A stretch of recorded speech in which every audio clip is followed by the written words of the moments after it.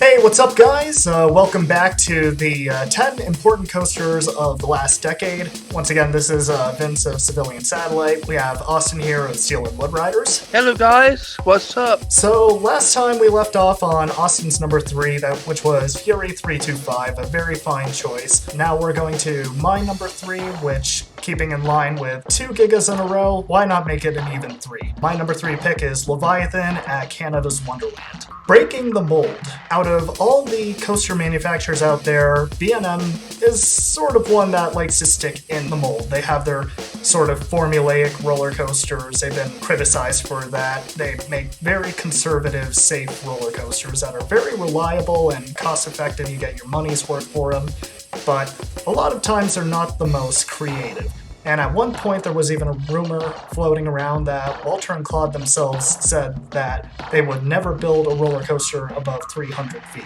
Well, in 2011, Canada's Wonderland shocked the coasters community by announcing Leviathan, the first B&M Giga Coaster, and it was a hit. People these days, they complain about the length, but you know what? It has a 300-foot drop, lots of low-to-the-ground turns. This is something completely different from what B&M had created in the past. This is B&M breaking the mold, and they made a fantastic Giga Coaster, paved the way for Fury 325 and now Orion at Kings Island. So this is just a pretty important coaster in the coaster community. It's a really cool idea for them making the Giga up there. Now they had, you can cycle now for the dive coaster community. Yes. I have not been up to Canada Wonderland yet. I've seen videos. I think you have been up there once, Vince, for your... Twice. Been there. There's a lot of videos of it. I know Vince is going to, or I probably put in the top corner or in the transmission alone. Yeah, B&M has really come a long way of nailing down the quality of their roller coasters. They produce very well-rounded products here. And Canada's Wonderland, they had been without a signature coaster for the longest time. And of course, they're responsible for Behemoth, and Leviathan is just a perfect complement for their B&M Hypercoaster. I really need to get my passport to go up there. Oh yeah, it's worth it. And it's amazing up there. It's like seeing videos from different people, like Vince's videos or Coach Studios. They've been up there. Mm-hmm. So really nice to see that in the whole cart thing. Mm-hmm. Okay, moving on to our number 2, starting with my number 2. And this is the one I am probably going to get the most flack for. My number 2 choice for most important coasters of the decade is Superman Ultimate Flight at Six Flags Discovery Kingdom. Now, I can already hear the angry comments typing right now. And Austin, I got a lot to say about this. So, first of all, these rides are very fun. Like, I don't know why people complain about them. There's a lot of people saying, oh, this is just a new boomerang. If you ride this in the front row, you get a strong pop of airtime at the top of the hill, you get some extreme laterals going up there, and then you have a inline twist 150 feet above the ground, strong pop of ejector airtime in the back row going down, then floater airtime over the non-inverting loop, and then even more laterals. This coaster has it all in a small, compact layout, but most importantly, and my number 2 reason why I put this at number 2, is that this coaster revolutionized extreme thrill rides in a very tight amount of space for a very cheap price. After this roller coaster was made, you've seen these skyrockets go up to smaller parks that usually can't afford their own big thrill rides. We've also seen Intamin, Gerstlauer, and Mach Rides, and SNS create their own versions of this ride. This coaster alone inspired thrill rides to go up at parks where you wouldn't expect to see thrill rides. No one heard of Playland's Castaway Cove, Gold Rusher out in, oh my goodness, where is it? Germany, I think? So Vekoma's Boomerang did for smaller parks looking for a big thrill ride. Premier did for Six Flags Discovery Kingdom. This is a coaster that is so accessible to so many parks. It started this trend, and now we're seeing extreme roller coasters pop up in parts of the world that you never would have expected one. I see a really cool coaster. I've never been on a familiar ride like this, like Boomerang. I've been on what is called the backlot Sun Coaster, styles of launch coasters at Kings Bingen and Kings Island. And each one, you go there to one, is very different from each park you go to. I was very surprised with Formula Wide's one down at Kings Dominion with how smooth it was with the helix. If I go to Six Flags Discovery Kingdom, I will have a couple of my friends go with me in case if I don't pass out or nothing. Hey, that's all I am with new coasters because I've never been on this kind of type of boomerang. I see where you're coming from. It's a reliable ride, and I forgot to mention, this thing launches you 3 times, including one backwards launch, so this really has so many different elements in that small amount of space. Hey, you can't go wrong with Superman. Oh yeah. It's everywhere, honestly. Yeah, it seems There's one in Down Lake. I'm pretty sure, aside from, Six Flags' recent acquisitions from 2018, I believe it was, I think every single Six Flags park has a Superman ride in some way, shape, or form. It's a cool name for a coaster. Yeah, that's my number 2, the Premier Rides Skyrockin'. Don't get started on me about the comfort collars. Those things are pretty terrible, but the ride itself is a lot of fun. Okay, so Austin, what did you have for your number 2? So for my second number 2 for the list is Sir Corton at Kennywood. It opened last year, and it's based around the whole Pittsburgh Steelers team. It's all you want in the coaster, and it's based off a team that you don't really see that much. Yeah, not a lot of sports roller coasters out there. Okay, there's some sports like, NASCAR. That's only thing I've seen. But for what I seen the video, seen Vince's video, and even Theme Park Frenzy's video of it, it looks really awesome ride. And I'm planning on going to Kenwood here soon with a couple of my older friends. So, if you see a video on my channel, that's my review on Sir Corton. And it's like, yeah, I hear angry comments right now. I don't like Steelers that much than I used to. Hey, no offense. Hey. They got a good team. Hey, but all sports teams are the same to me. I have no hand in any sports team whatsoever. I can say this, I'm from Ohio. I have teams that suck sometimes, but every team can lose some days, some not. It depends on the day, how you feeling about it. Right.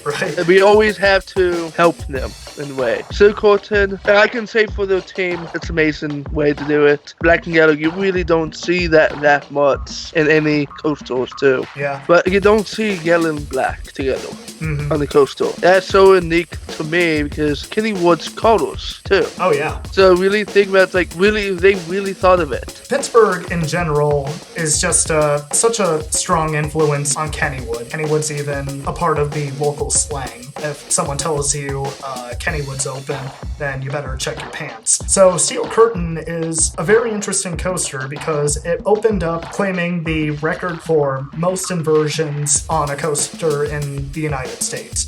Do you know which coaster set the record before Steel Curtain? Really don't know. What is it?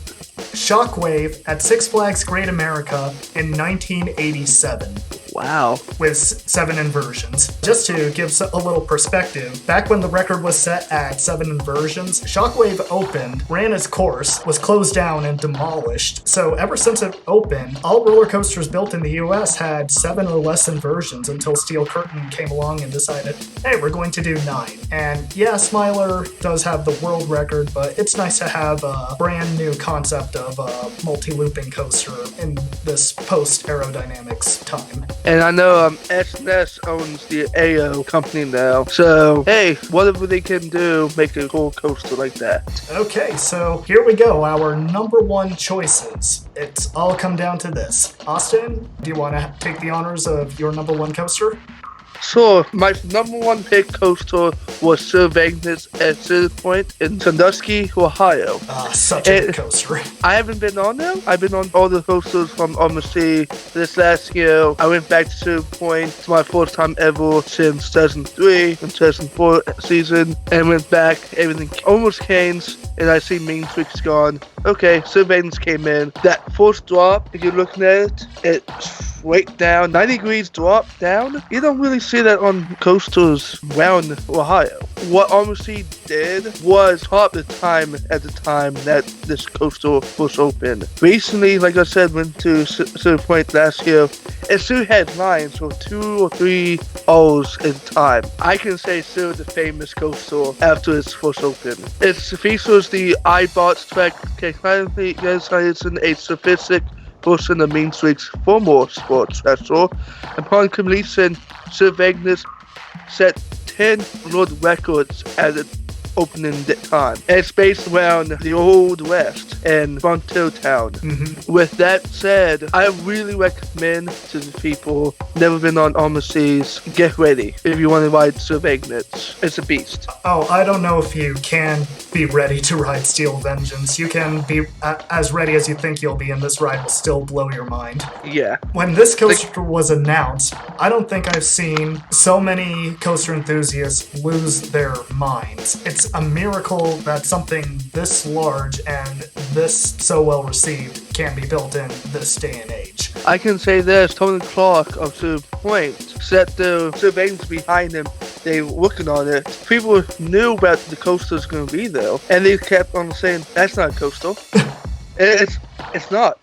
Tony loves to troll the coaster enthusiast community, and I am all for that. Same here. It's amazing, and I can't wait to go back there, see Sylvanus again this year, and probably don't wait in the line. I recommend getting a Fast Lane Plus for it. Absolutely. And at the end of the day, I've seen it up to 5 hours. Yeah, it's a very popular coaster for sure. And it's like very inspires me. And now with Steel Vengeance and Maverick in the same part of the park, you can really spend an entire day at the back of the park riding Steel Vengeance and Maverick over and over again and have a fantastic time at Cedar Point. Okay, so Steel Vengeance, fantastic number 1 choice for you, Austin. Thank you. For my number 1 choice, mine is very in the same vein. My number 1 or most important coaster of the last decade is New Texas Giant at Six Flags Over Texas. The first RMC, the first wood-to-steel conversion ever done on a coaster. This was probably the most scrutinized roller coaster during the construction period. So many people were so curious about how this coaster would turn out because nothing like this had ever been done before. Nothing of this scale had been attempted before, and nobody knew who RMC was. No one knew what the quality of their rides were. So when they just said, we're going to tear up the Texas Giant, which was a really, really iconic roller coaster, and add steel track with acrobatic curves, no one knew what to expect. This was such a breath of fresh air, seeing something new, never attempted before. This coaster broke all the rules. Who uses flat steel running rails in a world where tubular steel track is the norm to do these acrobatic turns? Who uses a wood structure to make these extreme airtime hills with highly banked turns? Who tears up a wood roller coaster and transforms it into something completely new? I'll say this over and over again. This was a revolutionary roller coaster, and it has paved the way for so many conversions that have taken old beat-up wood roller coasters that really needed a breath of new life and changed it. Check any top 10 list, and you're bound to see an RMC coaster, and it all stemmed from that one ride, New Texas Giant. It's really, really cool. I went through pictures of it like just a couple minutes ago. The crew line looks amazing. The yellow car looks like a garage and everything. Yeah. That's a really cool touch for a coaster. Yeah, it definitely screams Texas, like any ride at a Texas theme park. And it was the first RMC too? It was the very first one. Wow. It's definitely not the most intense RMC in this day and age. The elements are a little more drawn out when compared to the smaller, compact RMCs out there. But still, this was just something that was unheard of. It changed how roller coasters are imagined, how roller coasters can be developed, transformed, and ultimately made into something new. Like RMC, really changed the whole spectrum of what roller coasters are made today. RMC set the new bar with every coaster out there. For me, you can't beat with RMC. I've been on Twisted Timbers, a lot of hill times. Oh my gosh. Yes, I think coaster enthusiasts these days, they're looking for something new. They're always looking for whoever's innovating. If you keep producing the same thing over and over again, you're going to get stagnant. And RMC understands what it's like to keep on innovating and bringing something new to the table to keep them not only relevant, but to create just the best rides that they can possibly create. Like, I want to see King's Run get C. Yeah, we got a lion now, but we need a good wooden coaster. Yeah, you can't beat the beast, but come in with a new solo of a wooden coaster, and I think Almost C be the best ones we do it. Hashtag RMC Son of Beast. Yep. So there you have it, our picks for the 10 important roller coasters of the last decade. Now, do you agree or disagree with our choices? If you do, feel free to share your thoughts in the comment down below, and what do you think was the most important roller coaster that opened between 2010 and 2019? Thank you guys so much for watching this video, listening to our thoughts. We are so excited for this new decade. We're so excited for the 2020 season. It's going to be a blast. Both Austin and I have some awesome plans, some awesome crossover videos planned. Yeah, this is just going to be one awesome year. And hashtag Orion. Hashtag Orion, yeah. Going. Thank you guys so much. I'm Vince of Civilian Satellite. Austin from Civil Widos. And we'll see you in the next video. We'll see if we'll do something like this ever again. Thank you guys so much for watching, and take care.